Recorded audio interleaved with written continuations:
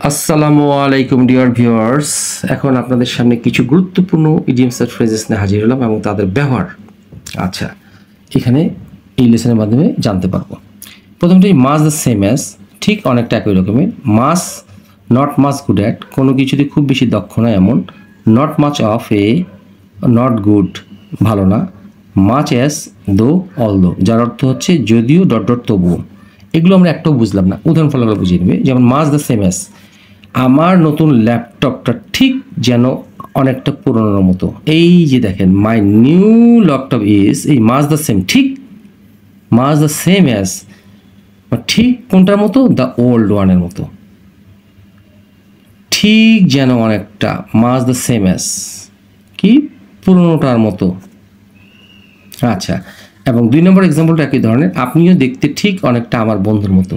তাহলে you look দেখতে কি মাস দ্য সেম অনেকটা কার? অ্যাজ মাই ফ্রেন্ডের মতো, অ্যাজ মাই ফ্রেন্ড, আর আমার বন্ধুর মতো, আমার বন্ধুর মতো, as my friend, as my friend.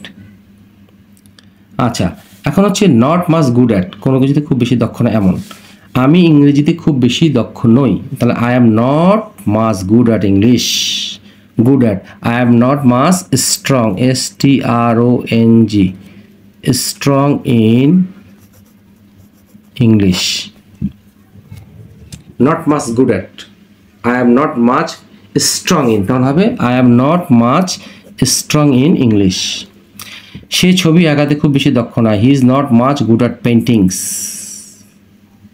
আচ্ছা, এখন আসি আমরা নট মাচ অফ এ অথবা নট গুড রে, ভালো না। তিনি একজন ভালো গায়ক নন, তাহলে আমরা হি is not much of a singer. He is not much of a singer মানে কোনো কিছু ভালো নয়, তবে হি is not a good singer. এটা তো আমরা সহজেই সবাই পড়তে পারবো, কিন্তু নট মাচ অফ এই শব্দটা আমরা বুঝি না, অ্যাপ্লাই করতে পারি না। তার মানে কি, he is not a good singer equal to he is not much of a singer, সে গায়ক হিসেবে ভালো নয়। এখন আসি মাস অ্যাজ দো অল দো, যার অর্থ হচ্ছে যদিও, কমা তারপর হচ্ছে তবু, ওই জায়গাটা অর্থ হবে তবুও। তাহলে যদিও তবু দিয়ে বাক্যটা রচনা করি আমরা। 6 এবং 7 নাম্বার, 6 এবং 7, যদিও সে দরিদ্র তবু সে সৎ। Much as he is poor he is honest. আচ্ছা, এখানে much as he is poor he is honest, যদিও সে দরিদ্র তবু সে সৎ। যদিও মেয়েটি আমাকে অপছন্দ করে তবু আমি তাকে খুব পছন্দ করি। মাচ দো অথবা অল দো, যার অর্থ হচ্ছে যদিও, যদিও গার্লটা আমাকে অপছন্দ করে, ডিসলাইক, যেহেতু থার্ড পারসন সিঙ্গুলার নাম্বার সেজন্য এস বা ইএস যোগ হয়েছে, এস যোগ হয়েছে এখানে। দ্য গার্ল, যদিও মেয়েটি আমাকে অপছন্দ করে, I like her very much, আমি তাকে অনেক বেশি পছন্দ করি। আশা করি আপনাদের লেসনটি ভালো লেগে থাকবে।